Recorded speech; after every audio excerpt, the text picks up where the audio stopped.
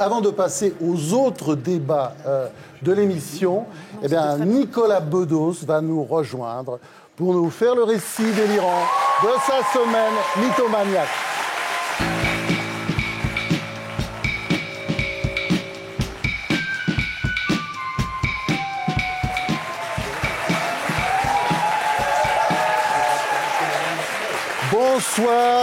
Bonsoir Nicolas.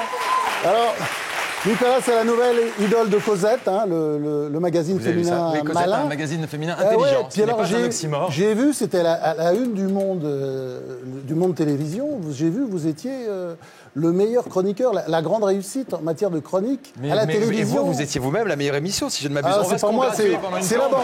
Non, c'est la bande. C'est la bande, oui. Et vous en êtes un autre. Est-ce que vous voulez qu'on se Merci le monde. Très bien. Si c'est à vous. C'est à vous, Nicolas. Lundi, je décide d'aller contre l'avis de Jacques Séguéla et de reprendre cette chronique désormais aussi célèbre que la moustache de Charlot, la barbe de Patrick Rambaud ou les implants capillaires de François-Olivier Gisbert. Quoi? Ouais. Non, mais c'est pas vrai. Après 3 semaines sans télé... Vous n'avez pas le droit. Après, j'ai tous les droits. Tu me payes pour ça. Après 3 semaines sans télé, à me faire désirer comme Dominique Strauss-Kahn, ira pas, reviendra pas. Et moi, je dis à Dominique, reste où tu es, connard. On n'est pas un troupeau de Roms suppliant une piécette devant la grosse berline. Merde.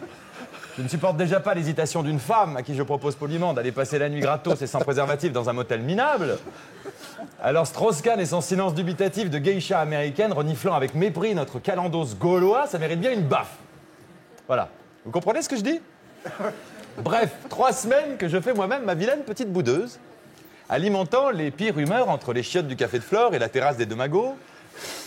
Ne m'aurait-on pas vu échanger quelques textos avec Michel Denisot? Ou rouler une grosse pelle à Thierry Ardisson? Ouais, ça nous fait pas peur, ça. Non? Non. Puis finalement, me revoilà, je reviens comme une merde. Non pas que mon narcissisme insatiable réclame sa dose d'applaudissements. Attendez. On revient toujours à la maison.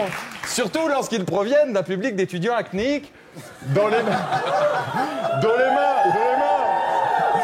les mains humidifiées par des heures de masturbation compulsive rappellent davantage le bruit d'un coït batracien que celui d'un triomphe au Zénith de Toulon. Ce public si dépressif, qu'il comprend la plupart de mes vannes le surlendemain de l'émission et dont les réactions ce soir sont totalement téléguidées par Lydie, notre charmante chauffeuse de salle. Elle dont la rumeur dit... C'est pas vrai, il n'y a pas de chauffeuse. Elle dont la rumeur dit qu'elle ne parvient même plus à chauffer son mari. Non, ce n'est pas pour vous, bande d'idiots, que je suis là. Ce n'est pas non plus que je sois particulièrement excité par la présence d'Arnaud Montebourg, fut-il candidat à l'élection présidentielle.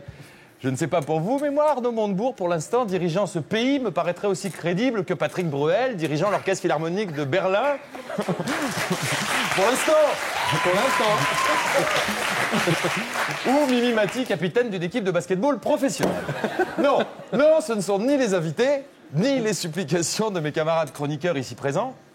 Cette équipe de Judas jaloux, qui la semaine dernière avait déjà récupéré ma loge, ma place de parking, mon perruquier perso et les 2 prostituées créoles qui me servent de stagiaire.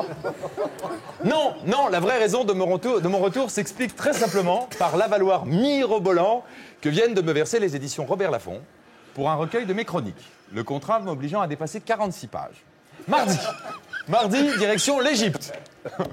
Fuyant la neige et ce gouvernement de baltringues dans un club de vacances all-inclusive pour radins de droite et ploucs de gauche, avec réfectoire d'italo-allemands rotant leur bière à volonté, spaghettis en pagaille, tongs et gros cul à profusion, piscine, cradingue et service léthargique à vous réconcilier avec l'ultralibéralisme et le voilier de Bolloré. Mardi, contemplant la seule jolie vue de ma chambre, celle qui donne sur ma meuf, une jeune eurasienne à la fois top modèle et professeur de sémantique, prouvant une fois de plus qu'une femme peut être filmable et audible, de même que Nadine Morano est tout aussi désobligeante à la vue qu'à l'oreille. Bref, je m'étais promis de jamais y aller sur le physique. C'est un peu trop méchant, là. Et oui, mais on se laisse aller, on y prend goût. Oui, c'est soit le succès, soit la morale, tu comprends? Bref, mardi, alors que je ressemble à un aristocrate anglais, égaré par hasard dans un film de Franck Dubosc, je m'interroge précisément sur l'image qu'on dégage et qui parfois nous coûte très cher. Prenez Franz-Olivier Gisbert, mon ami, mon idole. Ce regard légèrement somnolent qu'il arbore parfois en présentant cette émission permet à une partie de la France de croire qu'il se défonce au crack, quand l'autre pense plutôt qu'il carbure à la Suze. Alors que pas du tout. Pour le connaître un peu, cet homme exceptionnel est aussi rock'n'roll que la cousine germaine de François Fillon. À côté de qui, Christine Boutin rendrait jalouse Anne Roumanoff. Ah, l'apparence. Prenez Arnaud Montebourg, bien qu'il soit d'origine algérienne, il l'a suffisamment dit ce soir. On l'imagine plus volontiers giflant une serveuse marocaine qui viendrait de renverser sur son pantalon de flanelle un verre de Saint-Émilion que coincé dans le RER, rédigeant en sueur et en larmes l'international de demain. Montebourg, qui m'est très sympathique, mais soyons honnêtes, a un physique de droite. Une suffisance un peu de droite. Une demi-patate chaude dans la bouche, un peu de droite et une façon trop élégante de porter le costard. Les beaux sont de droite alors, c'est ça. Le Montebourg sent le pognon. Comme le Borloo sent le pinard. C'est totalement injuste et sans doute complètement faux, j'en suis certain. Ah oui, c'est sûr. Mais quand on sait l'importance de l'image en politique, on a soudain envie de lui faire jouer My Fair Lady, mais à l'envers. Lui réapprenant cette franchise vulgaire qui fait tant de bien à Jean-Luc Mélenchon. À l'inverse, Sarkozy, pourtant beaucoup plus riche, qu'il s'agisse de sa Rolex, de sa femme ou de ses fonctions, a toujours l'air de les avoir loués la veille sur un marché de Ménilmontant. La vie est très injuste, Arnaud, mais les Français sont pires. Seule Christine Boutin ressemble vraiment à ce qu'elle est. Ce qu'elle a le droit de prendre pour un compliment. Même si elle se trompe. Je m'aperçois qu'il ne me reste plus que quelques lignes avant de faire trop long, ce qui est déjà fait, et que je n'ai toujours pas parlé de notre ami Philippe Solers, qui est très très drôle ce soir. Franchement.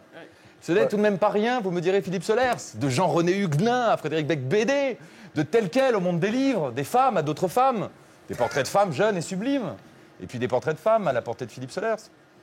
De Mozart au Marquis de Sade, de Flaubert à Stendhal. Solers, c'est notre philosophe des lumières artificielles. Sauf que je m'arrête là car je viens de décider de ne plus parler de Philippe Solers. Pour la simple et bonne raison que Philippe Solers adore qu'on parle de Philippe Solers. Fût-ce pour dire qu'il adore qu'on parle de Philippe Solers, et moi je suis sadique, et comme Solers est masochiste, je suis à peu près sûr que lui infliger ce silence indifférent suscitera chez ce vieux libertin une érection tenace. D'autant qu'au passage, j'ai quand même cité son nom 12 fois. Résumé de la semaine. Primo, j'engage Arnaud Montebourg à se présenter contre Sarkozy, certes, mais aux primaires de l'UMP.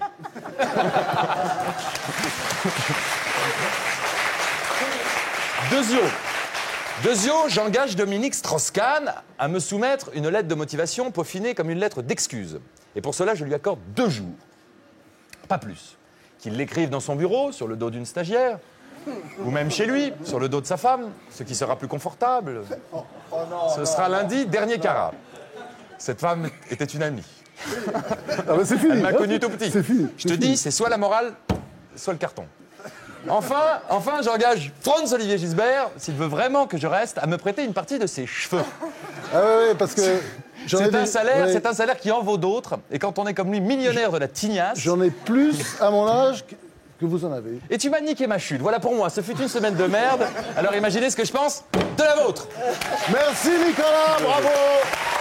Bravo Nicolas. Place maintenant à notre omniscient spécialiste qui